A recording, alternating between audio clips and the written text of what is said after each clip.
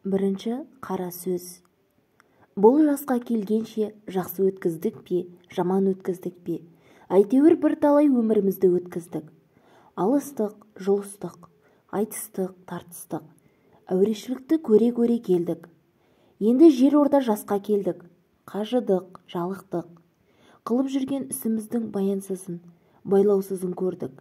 Бәрі қоршылық екенін білдік. Ал енді қалған өмірімізді қайтып, не қылып өткіземіз?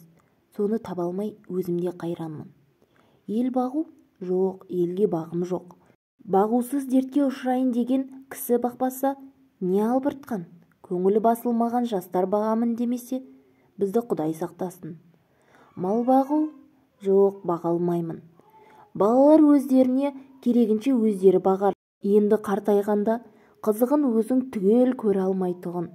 Ұры, залым, тілемсектердің азығын бағып беремін деп, қалған аз ғана өмірімді қор қылар жайым жоқ. Ғылым бағу?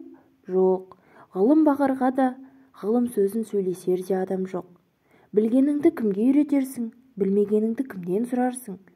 Елсіз күнсіз де кездемені жайып салып, қолына кезін алып отырғанның не пайдасы бар? Мұңдасып шер тарқатысар кісі болмаған соң, ғылымның өзі бір тез қартайтатұғын күйік. Софылық қылып дін бағу? Жоқ, ол да болмайды. Оған да тыныштық керек. Не көңілде, не көрген күніңде бір тыныштық жоқ. Осы елге, осы жерде не қылған софылық? Балаларды бағу? Жоқ, баға алмаймын.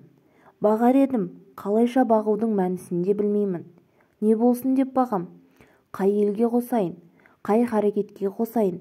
Балаларымның өзіне ілгері өмірінің, білімінің пайдасын тыныштықпенен келерлік орын тапқаным жоқ.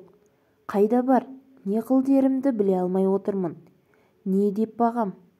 Оны да ермек қыла алмадым. Ақыры ойладым.